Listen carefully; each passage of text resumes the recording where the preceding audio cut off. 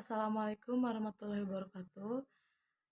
Perkenalkan, nama saya Pina Pujianti dengan NIM 311844 dari kelas Farmasi 4A. Di sini saya akan menjelaskan mengenai pewarna makanan.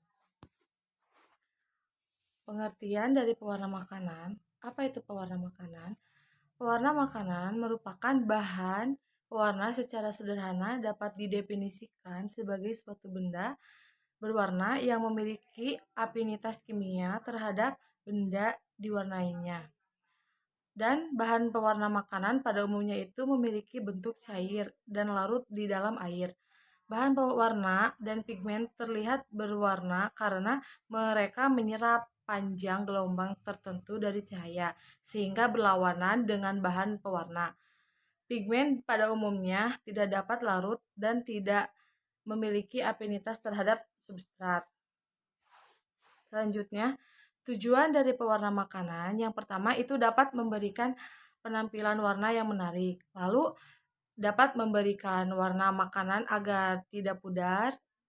Dan yang terakhir, pewarna makanan dapat memberikan warna makanan yang lebih bervariasi seperti warna merah, ungu, kuning, dan lain sebagainya. Selanjutnya yaitu manfaat dari zat pewarna. Yang pertama itu untuk memberikan kesan menarik bagi konsumen. Yang kedua, menyeragamkan warna makanan dan membuat identitas produk pangan. Lalu untuk menstabilkan warna, untuk menutupi perubahan warna akibat paparan cahaya, karena dengan adanya paparan cahaya maka warna dari pewarna makanan itu dapat pudar. Lalu udara ataupun temperatur yang ekstrim akibat proses pengolahan dan selama penyimpanan. Dan yang terakhir itu untuk menjaga rasa dan vitamin yang mungkin akan terpengaruh sinar matahari selama produk disimpan. Selanjutnya, berikut ini merupakan jenis-jenis dari pewarna makanan. Yang pertama, menurut kelarutan di dalam air, ada dua bagian yaitu dye dan lake. Dye merupakan zat pewarna minuman yang umum larut di dalam air. Dye ini biasanya dijual di pasaran dalam bentuk serbuk, butiran, pasta, ataupun dalam bentuk cairan. Selanjutnya, lake. Lake ini merupakan gabungan antara zat warna dye dan basa yang dilapisi oleh suatu zat tertentu, sehingga karena adanya sifat yang tidak larut dalam air, maka zat warna kelompok ini cocok untuk mewarnai produk. Produk yang tidak boleh terkena air ataupun produk yang mengandung lemak dan minyak. Yang kedua itu menurut sumber zat warna. Yang pertama, zat warna alami. Zat warna alami ini merupakan zat warna pigmen yang diperoleh dari tumbuhan, hewan, ataupun dari sumber-sumber mineral. Contohnya saja warna kuning yang dihasilkan dari tanaman kunyit. Lalu ada zat warna sintesis pewarna buatan. Untuk makanan diperoleh melalui proses sintesis kimia buatan yang mengandalkan bahan-bahan kimia ataupun dari bahan yang mengandung pewarna alami melalui ekstraksi secara kimiawi. Selanjutnya, berikut ini merupakan perbedaan dari pewarna. Yang pertama, pewarna sintesis ataupun buatan. Dari nama zat pewarna, contohnya ada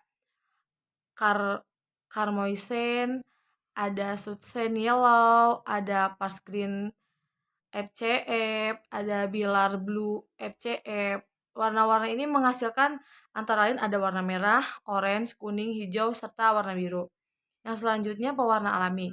Pewarna alami minuman adalah zat warna alami pigmen yang diperoleh dari tumbuhan hewan ataupun dari sumber-sumber mineral, dari ekstrak bagian-bagian tumbuhan. Contohnya ada kunyit, ada daun suji ataupun pandan yang menghasilkan warna hijau, ada wortel yang menghasilkan warna oranye, serta warna merah yang dihasilkan dari daun jati, dan coklat yang dihasilkan dari buah coklat. Berikut ini merupakan kelebihan dan kekurangan dari pewarna makanan. Tidak semuanya pewarna itu selalu ada kelebihan dan tidak semuanya pewarna makanan itu ada kekurangan. Karena Ada juga kelebihan dan kekurangannya. Berikut ini merupakan kelebihan dari pewarna makanan. Yang pertama, aman dikonsumsi, terdapat zat gizi, mudah didapat dari alam apabila menggunakan zat pewarna alami. Yang kedua, yaitu kekurangannya, seringkali memberikan rasa dan pelapor khas yang tidak diinginkan seperti rasa yang kesat, asam, dan tidak stabil pada saat proses pemasakan.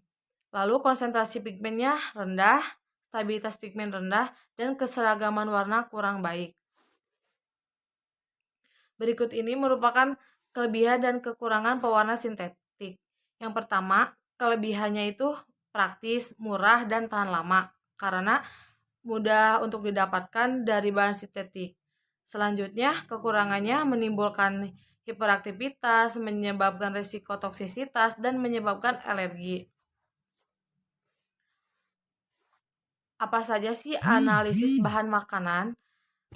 Menurut metodologi penelitian, yang pertama waktu dan tempat penelitian ini dilakukan di Stikes Bakti Tunasusada Tasikmalaya di Laboratorium Penelitian Kimia JAL dengan waktu penelitian dimulai dari bulan Oktober 2021. Yang pertama alat dan bahan. Alat dan bahan yang digunakan yaitu ada Elmeyer 100 ml, buret 50 ml, labu ukur 100 ml, gelas ukur 100 ml, kertas saring, kapas bebas lemak, labu lemak, alat soklet, pemanasan listrik, oven, neraca analik, corong kaca, penangas air, lalu ada eskalator, ada eksikator, dan lain sebagainya. Lalu bahan-bahan yang digunakan yaitu sirup tepung Belanda, asam sulfat pekat, asam klorida 0,1 N, lalu kalium sulfat dan lain sebagainya. Dapat dilihat dari PPT berikut ini. Selanjutnya, yang ketiga itu prosedur kerja, penetapan beta karoten. Pembuatan kurva baku beta karoten ini dimulai dengan 100 mg beta karoten murni ditimbang dengan sangat teliti. Lalu dihimpikan hingga tanda batas dalam larutan campuran aseton dan N-heksan dengan perbandingan 1:9 di dalam labu ukur 100 ml hingga didapatkan konsentrasi 1000 ppm. Lakukan pengecaran 5 variasi konsentrasi dengan 10, 20, 30, 40, serta 50 ppm. Masing-masing konsentrasi tersebut diukur absorbansinya dengan spektrofotometer sinar tampak pada panjang gelombang 436 nanometer. Lalu grafik dibuat antara absorbansi dengan konsentrasi beta karoten. Berikut ini merupakan penetapan kadar pada beta karoten. Yang pertama, 5-10 gram sampel di blender selama 5 menit dan ditambahkan 40 ml aseton, lalu ditambahkan 60 ml N-heksan, lalu disaring. Yang pertama, dari residunya dicuci, lalu ditambahkan 25 ml aseton dan ditambahkan 25 ml N-heksan. Selanjutnya, untuk proses ekstraksi, yang pertama itu dilakukan pencucian dengan air yang mengalir, lalu terdapat fase organik, dan setelah itu ditambahkan 9 ml larutan aseton, diencerkan dengan N-heksan, lalu diukur dengan spektrofotometri UV-Vis. Hasil dan penentuan kurva kalibrasi itu ada 5 ppm yang digunakan untuk pengujiannya. Yang pertama untuk nilai ppm 10, nilai absorbansinya itu 0,1728.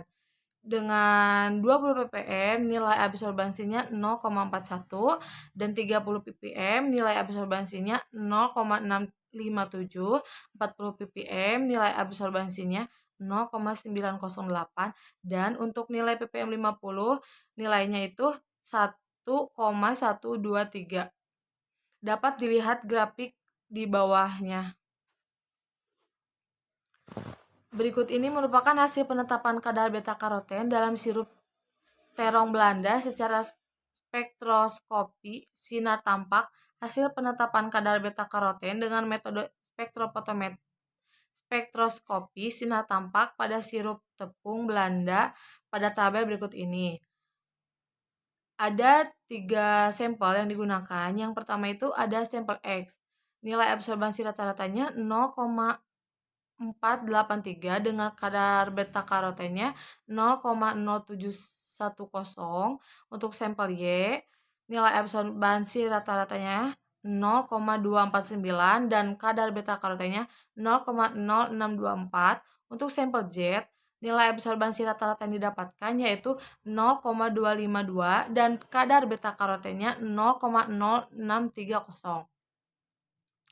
Rata-rata kadar beta karoten dalam sampel adalah 0,0654 mg per 100 gram. Dapat disimpulkan bahwa zat pewarna merupakan suatu benda berwarna yang memiliki afinitas kimia terhadap benda yang diwarnainya. Zat pewarna ini terbagi atas kelarutan dalam air yaitu day dan lake.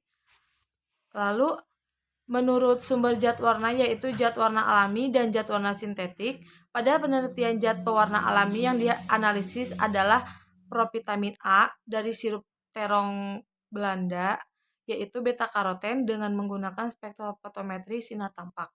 Hasil penelitian ini menetapkan bahwa beta karoten pada sirup terong Belanda dengan metode spektrofotometri sinar tampak yaitu menghasilkan nilai 0,0654 mg per 100 gram dan kandungan yang terdapat dalam zat pewarna alami adalah karoten, biksin, karamel, klorofil, dan antosianin. Selain itu kelebihannya lebih aman. Lalu pewarna alami juga mudah diperoleh dan salah satu aplikasi yang dapat kita lihat di masyarakat yaitu pembuatan minuman cendol ataupun yang biasa disebut dengan dawet. Lalu ada jamu tradisional dan sirup. Terima kasih. Mohon maaf apabila ada kesalahan. Berikut dengan kosakata yang mungkin kurang tepat. Billahi taufiq wal hidayah. Wassalamualaikum warahmatullahi wabarakatuh.